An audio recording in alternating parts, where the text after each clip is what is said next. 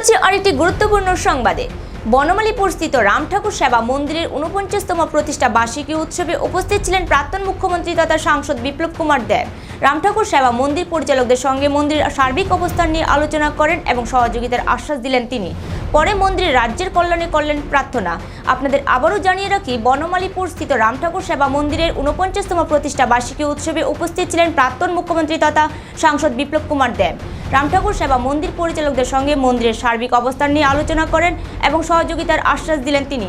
পরে মন্দিরের রাজ্যের কল্যাণে করলেন প্রার্থনা।